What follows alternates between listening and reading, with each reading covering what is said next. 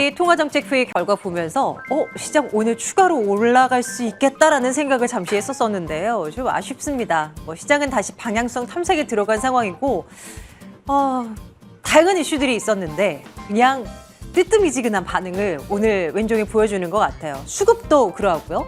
일단 뉴스부터 되짚어보죠. 22 통화정책회의에서 유럽 중앙은행은 생각을 깨고 예상을 깨고 빅스텝을 단행했습니다. 일부 이야기가 있긴 했습니다만 그래도 의외의 결과를 우리는 받아들이게 된 건데요. 제로금리였던 것을 11년 만에 0.5%로 올립니다. 추가적인 금리 정상화가 적절하다는 추후 코멘트도 나오면서 9월에 ECB는 또 금리를 올릴 수도 있겠구나라는 여지를 남겨두고요. 인플레를 잡기 위한 유럽의 행보도 이제 본격적으로 스타트됐다는 분석이 나오고 있습니다. 물론 이번 금리 인상으로 인해서 유럽의 일부 남유럽 국가 같은 경우는 재정이 워낙 좀 안 좋기 때문에 부채 비율이 큰 이탈리아 같은 일부 국가에서는 좀 상황이 좀 안 좋아질 수 있다는 그런 우려도 있습니다. 그래서 새로운 채권 매입 프로그램을 도입을 할 거다라는 얘기를 하는데요. 긴축을 한다고 해놓고 여기서는 돈 풀겠다고 얘기를 하니 그래서 시장은 반응을 이렇게 보이는 것일까요? 어쨌거나 ECB의 통화 정책은 겉으로 보기에는 깜짝 놀랄 만한 이슈긴 했습니다. 다음 볼게요. 이 이슈가 나오고 나서 유로화의 강세가 살짝 두드러졌습니다. 이제 제로금리를 고수하던 금리, 이 유로존의 금리가 올라갔으니 유로화도 그동안은 사상 최저치로 나락을 떨어졌지만 이제는 흐름을 좀 바뀔 수 있다. 그 가능성을 간밤 보여준 건데요. 그런데 이 또한 분분합니다. 의견이요. 하락 요인, 추가적으로 더 떨어질 것이라는 요인도 있고 또 상승할 만한 요인도 있다라는 것인데요. 좀 내용이 이제 바뀌었네요. 하락 요인은 바로 이것입니다. 이탈리아 드라기 총재가 사임을 결국 확정했다는 거. 이것이 아무래도 정치적 불확실성이 커진다는 대목에서 유로화를 더 떨어뜨릴 가능성으로 보여집니다. 반면에 유로존이 이제 유로화를 상승으로 올릴 만한 거리는 바로 앞서 살펴봤었던 대로 ECB 통화정책회의의 빅스텝 단행 그리고 추가 금리 인상 이런 부분으로 생각해 볼 수 있겠습니다. 이런 것들이 맞물리면서 유로화가 마음 놓고 급반등을 하지는 못했었던 간밤이었습니다. 어쨌거나 그래도 달러 인덱스를 보면 고점 대비해서 조금 주춤하기는 하죠. 한때는 108까지 좀 올라가기도 했었는데요. 지금은 106 언저리에서 조금씩 내려가려는 그런 모습을 보여주기는 합니다. 올 들어서 달러 인덱스는 17%나 올라섰습니다. 그래도 최근 들어서 조정세를 나타내고 있고 더 내려와야 됩니다. 더 내려와야 금융시장이 전반적으로 안정을 취할 수 있을 겁니다. 다음 장 볼까요? 조금 더 이 달러 인덱스의 약세가 조금 더 이어진다면 외국인 수급에 좀 도움이 될 수 있을까요? 최근 외국인 투자자들이 국내 시장으로 좀 유입되고 있다는 느낌을 아마 투자자분들 많이 느끼실 겁니다. 올 상반기만 해도 얼마나 많이 팔았게요. 16조 원 정도 팔았었던 외국인들이었는데요. 3월부터 한번 데이터로 볼까요? 5조 원 넘게 팔고 5조 원 가까이 팔고 5월에 찔끔 사고 다시 5조 원 팔고 이런 식의 흐름이 이어졌는데요. 7월은 어떤 흐름일까요? 이번 주 들어서만 1조 원 넘게 산 외국인들 아니겠습니까? 이번 월요일부터 지금까지 많게는 6천억 원대, 적게는 300억 원대를 산 날도 있습니다만 그래도 많이 샀던 날들이 보였습니다. 어제도 진짜 많이 샀고요. 오늘은 순매수를 왔다 갔다 하는 흐름이지만 그래도 예전만큼 많이 팔지는 않는다는 데에 위안을 삼아보면서 또 시장의 대응 전략을 짜보도록 하겠습니다. 시장의 현 주소는 현재 어디를 지나고 있는 것일까요? 구체적인 이야기 나눠보도록 하겠습니다.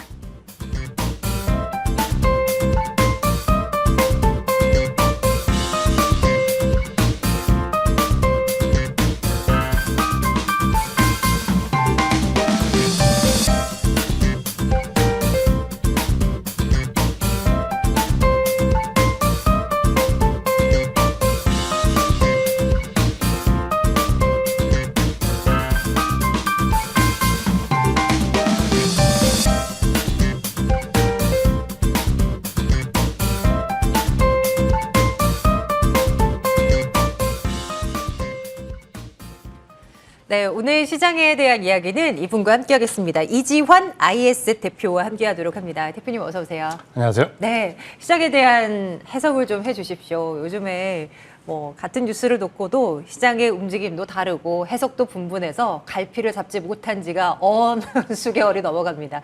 일단 간밤에 있었던 22 통화정책회의만 해도 그래요. 연준이 그동안 달려서 긴축을 했고 이제 유럽도 이제 한다고 해서 뭔가 좀 키 맞추기가 진행되면서 이제 뭔가 좀 그래도 템포를 같이 하면서 환시장도 안정되다 했는데 안 그런 것 같거든요. 그에 대한 반응은요. 어떤 평가 가능하겠습니까? 아마 이제 시청자분들은 대부분 이제 FOMC에 주목을 하다가 사실 이제 ECB에는 그렇게 관심이 크지는 않으실 겁니다. 아마 어제 그 ECB에서 50bp 인상을 하면서 두 가지에 놀라셨을 건데요. 하나는 그전에 이제 ECB가 25bp를 인상한다고 했다가 50bp로 갑자기 이제 빅스텝을 밟았죠. 원래 이제 이런 빅스텝이 나오면 사실 증시의 충격이 과거에는 굉장히 컸습니다. 그러니까 우리가 과거에 25bp 내지 이런 부분들이 예상외로 올라가면 대부분 이제 증시가 한 3, 4% 정도는 떨어졌었거든요. 근데 어제 이제 빅스텝이 나왔는데 불구하고 미국 증시가 올랐다는 것과 또 한 가지는 그 유럽이 빅스텝을 했는데 불구하고 이제 제로 금리야라는 이 두 가지 이제 시청자분들이 놀라실 수 있죠. 그만큼 이제 유럽 사정은 상당히 어렵다라는 부분이고 어제 그 미국 증시가 ECB가 빅스텝을 밟았는데 불구하고 이제 상승했던 이유는 크게 보는 이제 시각의 차이가 좀 있는 거죠. 뭐냐면 결국 지금 현재 이제 우리가 우려하는 달러의 강세나 미국의 국채 금리가 이상 급등했던 부분들은 어떻게 보면 그 달러 자체가 안전자산 선호나 혹은 금리 인상에 대한 부분도 있지만 또 한편으로는 사실 상대적으로 유로화나 엔화가 너무 약세로 갔던 경향도 사실 있습니다. 특히 이제 유럽 같은 경우는 그 역사가 이제 어떻게 보면 금융위기 이후에 계속해서 어려움이 좀 커져왔고 그 부분이 이제 반영되면서 금리가 사실 미국의 공격적인 금리 인상에도 불구하고 일본과 유럽은 어느 정도 금융 완화 정책을 계속 취했죠. 그래서 지금까지 이제 마이너스 금리였고 이 부분이 이제 이번에는 그 금리 인상으로 나왔는데 사실 우리가 달러 인덱스 차트를 보면 어느 정도 예견이 가능합니다. 그러니까 최근에 달러 인덱스 차트를 보시면은 미리 며칠 전부터 좀 꺾이기 시작하는데 네. 이런 부분들이 아마도 이제 ECB의 금리 인상에 대한 부분이 좀 염두에 뒀다. 이렇게 좀 보셔야 될 것 같고요.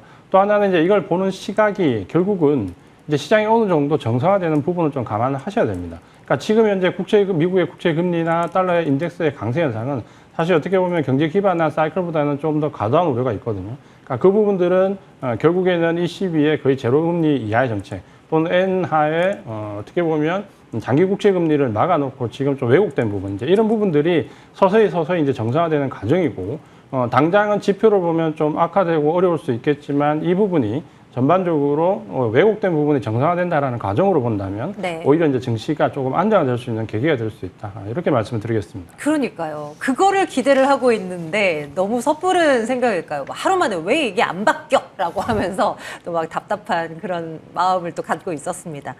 유럽 내 분위기가 정말 흉흉하다는 얘기가 많습니다. 잠시 뒤에 뭐 에너지 관련한 이야기도 하겠지만은 일단은 재정 위기 관련한 정치적 불확실성 요 얘기부터 한번 해볼게요. 이탈리아 드라기 총재의 사임이 결국은 이제 확정이 돼버리면서 이탈리아라는 나라가 또 EU에서 세 번째로 경제가 큰 그런 나라이다 보니 여기에 이제 정치적 불확실성을 모두 이제 실어라 하는 거죠. 그러면서 이제 유로화가 추가 약세라고 갈 수 있다는 이런 얘기가 있는데요. 그 영향은 또 실제로 있겠다고 보십니까? 일단 이제 이탈리아 문제는 사실 그 팬데믹이 불거질 때부터 네. 사실 이제 우려스러운 부분이 상당히 많았습니다. 한 가지 여담으로 말씀드리면 과연 G7에 이탈리아가 있는 게 맞냐, 우리나라가 들어가는 게 맞냐 논란도 상당히 많은데요.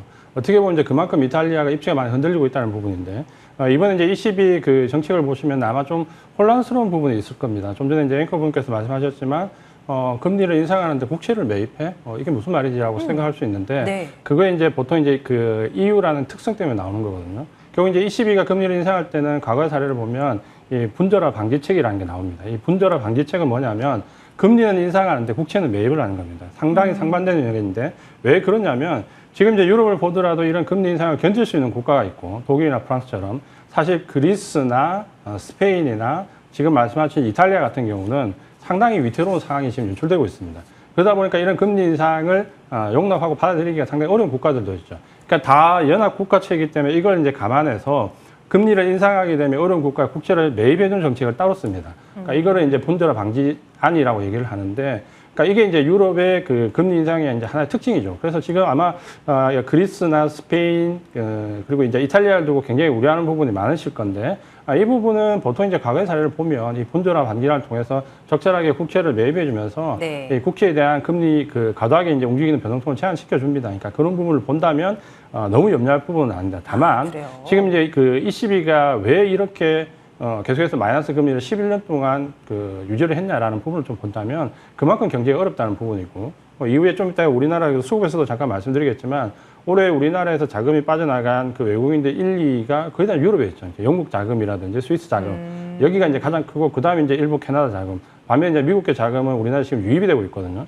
그러니까 이런 부분을 본다면 유럽이 그만큼 상황은 어렵기 때문에 이런 부분은 논란이 됐고 특히 이제 여기에 러시아 우크라이나 전쟁이 기름을 부었던 부분이 있기 때문에 아마도 이제 이런 부분에 대한 우려감이 과도하지만 이제 우리가 크게 생각해야 될 부분은 그렇지만 그럼에도 불구하고 이번에 이제 ECB가 50pp라는 금리 인상을 했기 때문에 당장은 이런 혼란스러운 부분에 대한 변동성이 나올 수 있지만 네. 중장기적으로 본다면 이건 분명히 과도하게 벌어졌던 왜곡된 부분이 어느 정도 정상화할 수 있는 그 정상화라는 것은 결국은 환율과 금리에 둘 다 영향을 줄 수 있다 이렇게 보시는 게 맞을 것 같습니다.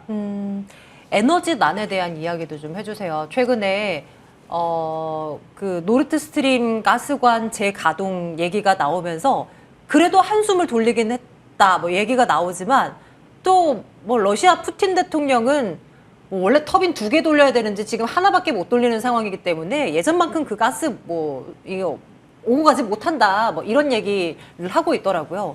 지금 상황은 여전히 안 좋은 건지 앞으로의 이 에너지난에 대한 전망 자체가 참 어렵겠습니다만 어떻게 우리가 좀 내다볼 수가 있을까요? 상당히 이제 복잡한 문제고 어떻게 보면 지금 현재 우리가 이 인플레이션 우려감이 가장 증폭됐던 부분이 바로 이제 러시아 우크라이나 전쟁 때부터거든요. 이전에 이제 팬데믹 이후에 그 셧다운이나 공급 대란과 관련된 부분이 어느 정도 불거는 졌지만 이게 공급 대란이라는 결정적인 인플레이션 우려감이 커졌던 부분은 역시 러시아 우크라이나 전쟁입니다. 그때 이제 유가가 7, 80불대에서 130불대까지 올라가면서 걷잡을 수 없이 뭐 한 불과 며칠 상간에 모든 원자재가 이제 폭등하는 이제 경험을 했죠. 이 부분이 이제 가장 크게 증시와 경제 사이클을 뒤흔들었는데 이게 이제 점점 시간이 지나면서 러시아 우크라이나 전쟁에 대한 평가가 조금 달라지고 있습니다. 뭐냐면 결국 우리가 가장 우려했던 부분은 결국은 공급과 관련된 부분에서 공급이 부족할 것이다라는 우려감인데 실제로 이 원유만을 놓고 본다면 공급이 그렇게 많이 부족하지 않았습니다. 그러니까 결론적으로 본다면 그러는데 러시아 원유가 공급이 잘 안 될 것이다라는 부분은 오히려 러시아가 뭐 중국이나 인도, 버마, 아프리카 같은 제3 국가의 공급을 워낙 크게 늘리면서 지금 뭐 예를 들면 중국이나 인도 같은 경우는 더 이상 저장할 저장소가 없을 만큼 원유를 많이 공급받았습니다. 그러다 보니까 지금 현재 러시아는 미국의 제재를 피해서 덤핑 가격이죠. 지금 이제 유가가 100불 전후에서 움직일 때도 덤핑 가격은 70불대에서 판매가 되었습니다. 그러니까 현물 가격과 이런 선물 가격의 괴리감이 굉장히 컸는데 네. 그 부분이 미국의 이제 6월 말 그 선물 옵션 만기를 지나면서 투기적 거래에 대한 선물 거래가 줄어들면서 이 현실적인 괴리감이 줄어들기 시작했죠. 그러다 보니까 유가가 갑자기 미국의 선물 옵션 만기를 기점으로 해서 폭락을 했고 그 부분이 이제 120불대에서 100불대 아래로 이제 단기간에 떨어지는 모습이 나왔죠. 그러니까 이런 일련의 과정들을 보면 우리가 이제 생각해야 될 부분은 결국은 이 원자재에 대한 부분에서 이 수요와 공급이라는 부분을 생각해야 됩니다. 결국 이제 이 노드스트림도 마찬가지인데 독일과 러시아의 어느 정도 이해관계가 맞아 떨어지지만 대부분의 유럽 국가나 미국이 이제 반대를 하고 있죠. 그러니까 이 부분에서 러시아에 대한 제재가 얼마만큼 실효가 있고 그게 실제 가격에 반영되냐 본다면 결국은 우려감에 의해서 올라갔던 부분이 실제 공급을 뜯어놓고 본다면 그렇게 실제로 공급이 줄지 않았다는 괴리감이 나오면서 대부분의 원자재 가격은 뭐 천연가스, 원유, 특히 이제 굴이나 이런 부분들 그리고 특히 이제 곡물 가격들 밀이나 옥수수 같은 곡물 가격이 굉장히 큰 폭으로 내려왔고 이런 부분이 이제 전반적으로 내려오면서 최근에 증시가 반등이 나오는 이유가 바로 이런 이제 인플레이션 정전론에 불을 당긴 거거든요. 그러니까 그런 부분들을 본다면 지금 현재 유럽에서 우려하고 있는 이 천연가스 공급에 대한 우려감은 제가 봤을 때 물론 지금 현재 계절적 요인은 아직까지 남아있지만 불거질 수 있고 중간중간마다 증시에 영향을 줄 수 있겠지만 근본적으로 아마 러시아나 유럽이 원하는 그런 극단적인 대립까지 가기는 둘 다 부담감이 있습니다. 그러니까 그런 부분들을 본다면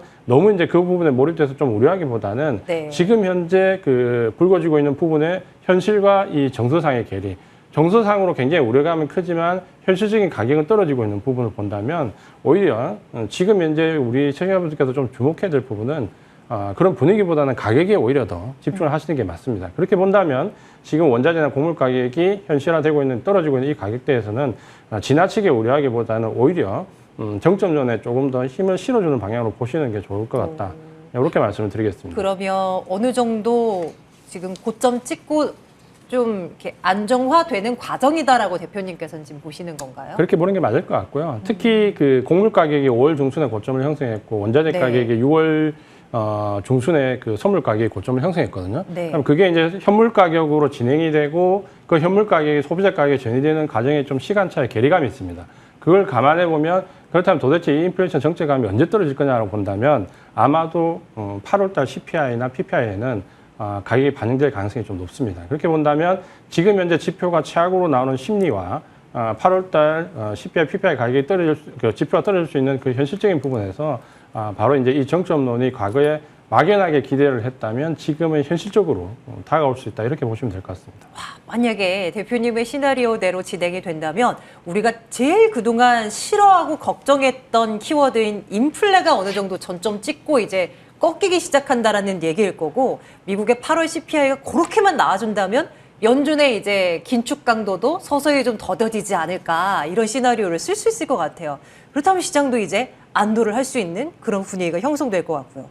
요까지 맞습니까? 네, 그렇게 일단 보시는 게 맞을 것 같고 네. 사실 이제 이 우려감과 현실과의 그 차이가 사실 네. 특히 증시를 주식 투자하시는 분들은 반드시 조금 그 현실 인식을 해야 됩니다. 그게 뭐냐면 항상 분위기가 가장 나쁠 때가 정점이거든요. 그러면 지금 현재 인플레이션이라는 거는 지금 우리가 지금까지 겪어보지 못한 아주 그 어떻게 보면 79년도, 80년도 한 40년 만에 석유 파동 이후에 최고의 인플레이션인데 그렇게 놓고 본다면 그게 지금 현재 정점을 지나서 우리한테 다가올 때쯤 그게 이제 만약에 8월 말이나 9월달 정도가 되면 네. 이미 증시는 상당 부분 올라갈 경우도 있습니다. 그러니까 그걸 본다면 주식 투자를 하시는 분들은 조금 한번 먼저 생각해 보시는 부분이 필요하고 오히려 지금 현재 미국 시장을 잘 보시면 지표가 안 좋게 나올 때마다 지금 주식은 오히려 더 올라가고 있습니다. 그러니까 그런 이전에 봤던 CPI, PPI 지표가 안 좋아? 폭락하느냐? 아니면 오히려 올라가고 있는 거죠. 고용 지표가 조금 더 안 좋게 나와? 그럼 또 올라가는 거죠.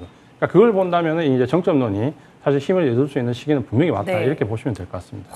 그렇죠. 생각해보면 간밤에 나왔었던 미국의 고용 지표도 썩 좋지 않았어요. 그런데 이제 시장은 아랑곳하지 않고 또 이제 상승으로 특히 기술주들의 강승세가 또 두드러졌던 흐름 아니었겠습니까?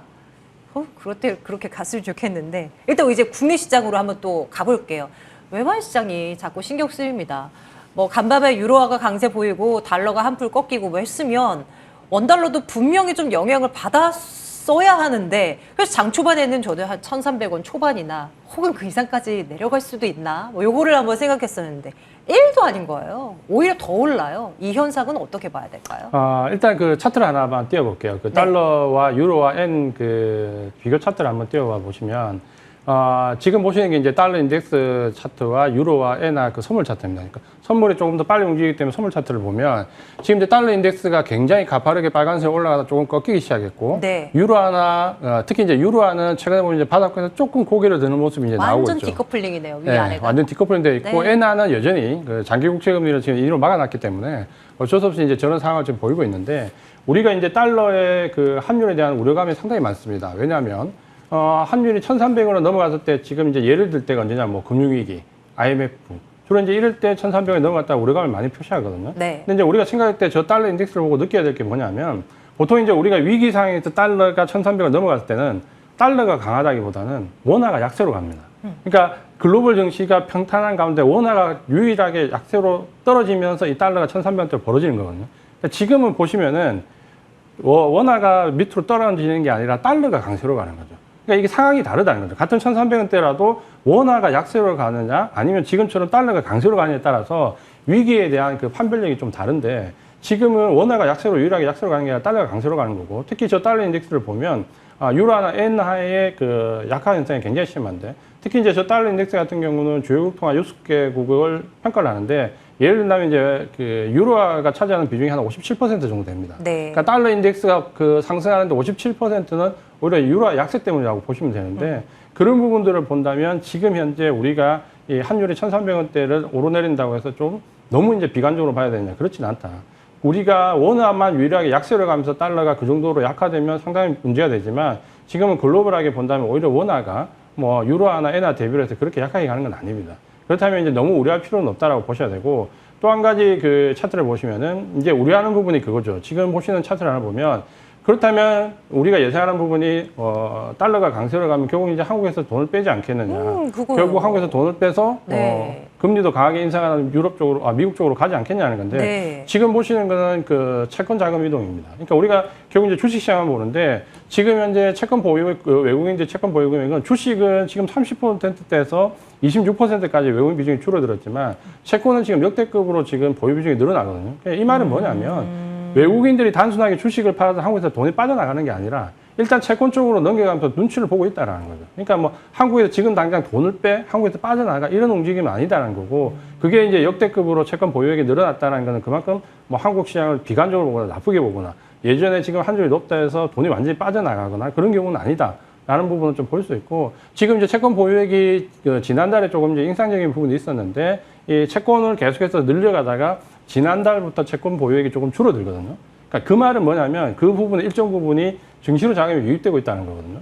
그러면 이제 최근에 이제 외국인들이 코스피 시장에서 매수로 조금 전환되는 부분이 좀 의미 있는 변화가 될 수 있다. 이렇게 좀 보시면 될 것 같습니다. 지금 표가 맨 마지막 그래프가 2021년도잖아요. 올해 기준으로 봤을 때도 채권 매입 규모는 뭐 적지 않은 상황인가? 네, 그런 건가요? 네, 최대치고 그게 이제 좀 전에 말씀드린 대로 지난달부터 채권을 매입하는 금액보다 채권 네. 판매돼서 이제 들어오는 금액이 커졌거든요. 네. 그 말은 이제 주식 시장을 일부 매수를 하고 있다는 얘기죠. 그러니까 주식 시장의 의미 있는 자금의 이동이 어떻게 보면 이제 7월 초, 6월 말 이때부터 지금은 조금씩 들어오고 있다. 그게 네. 아마 대부분 이제 HTS로 보시면 외국인 자금이 매수로 좀 바뀌는 하나의 이제 계기가 되고 있다. 그렇게 보시면 될 것 같아요. 매번 원달러 환율이 상승부를 강하게 켤 때마다 아유 환율 어쩌냐. 수급 주춤할 때마다 또 안 들어온다 외국인 이렇게만 생각했지 또 요 채권 시장에 대한 이 자금 유입 현황을 보니까 아 외국인이 그러고 있는 거구나라는 이제 이해가 되는 것 같아요. 이제 대표님 말씀해 주시니까요. 그러면 좀 걱정을 좀 덜어내 버리고 이제 마지막 질문 들어갈게요. 다음 주에 이제 7월에 마지막 이벤트가 나와 있습니다. FOMC 7월 과연 연준은 자이언트 스텝이냐 울트라 스텝이냐 뭐 뭘 결정을 할 것인가? 뭐 사실 이제 자이언트 스텝 기정사실화 되어 있죠. 근데 이제 지난주였나요? 뭐 일부 이제 며칠간에 걸쳐서 뭐 1%포인트 막 올린다는 둥 뭐 이런 얘기가 나와서 또 시장은 또 어지러웠는데 어떤 전망이 가능한지 또 그에 따른 시장 영향은 어떻게 보시는지 궁금합니다. 지난주에 이제 그 CPI랑 PPI 발표가 안 좋게 나왔을 때 네, 또 네. 이제 거기 맞물리면서 캐나다가 100bp 인상을 했죠. 아 맞아요. 캐나다 기억나요. 100bp 인상하면서 딱 하루 네. 이제 그 FOMC 예측 그 선물 그 시장에서 예측하는 그 예측치가 처음으로 이제 100bp로 한번 넘어갔었죠. 근데 이제 그 다음날 바로 이제 연준 뭐 여차례 공개되고 이렇게 하면서 다시 네. 이제 75bp 내려왔는데, 개인적으로 저는 사실 그 100bp를 그대로 좀 유지를 하기를 좀 바랬습니다. 왜냐하면 제가 예상했던 그림은 일단 100bp를 할 가능성이 별로 높지 않거든요. 그러면 100bp라고 예상하고 있을 때 오히려 75bp를 해버리면 또 시장은 증시에는 또 상당히 좋죠. 큰 호재가 되거든요. 그렇죠. 근데 이제 하루 만에 네. 바로 75bp로 내려오더라고요. 그러니까 그거는 누구나 예측할 수 있는 것처럼 연준이 지금 100bp를 선택해서 얻을 수 있는 효과와 75bp를 그냥 유지했을 때 효과는 사실 별다른 차이가 없습니다. 지금 현재 이제 양적 그 완화에 대한 부분은 이제 그 해소를 하고 있기 때문에 그 해소 부분만 해도 사실은 한 0.2bp 이상의 그 효과가 있거든요. 그러면 75bp에 20bp 정도 하면 거의 이제 100bp 효과가 납니다. 그렇기 때문에 무리해서 지금 뭐 100bp를 꼭 해야 되냐. 상징성을 제외하고는 현실적으로 그렇게 도움되는 정책이 아니다라고 보면 연준은 이제 75bp를 할 것이고 문제는 이제 가장 중요한 스케줄이 이번 달에 그 75bp까지는 어느 정도 예정이 되어 있는 거고 그렇다면 이제 중요한 부분이 8월 달에는 FOMC 회의가 없습니다. 그리고 이제 9월 달인데 논란은 9월 달인 거죠. 결국 이제 9월 달에 빅 스텝을 하느냐, 자이언트 스텝을 하느냐, 아니면 25bp를 하느냐, 요거는 상당히 논란이 커져 있습니다. 그러니까 그걸 좌우할 수 있는 게 바로 이제 좀 전에 말씀드렸던 8월 달 CPI나 PPI 결과 발표를 봐야 되는데 이 8월 달 CPI부터는 이전에 원자재가 급락했던 부분이 어느 정도 소비자 가격에 반영될 수 있는 시기입니다. 7월 달 가격에. 그렇게 본다면 8월 달 CPI나 PPI 가격이 생각했던 것처럼 인플레이션 정점론에 힘을 좀 실어주고 그렇게 되면 9월 달에 예상했던 자이언트 스텝보다는 빅 스텝 이하로 좀 낮아진다면 아마 주식 투자를 하시는 분한테 이제 최적의 시나리오는 8월 달 9월 달 여기서 이제 시장이 이제 급반등을 하는 거죠.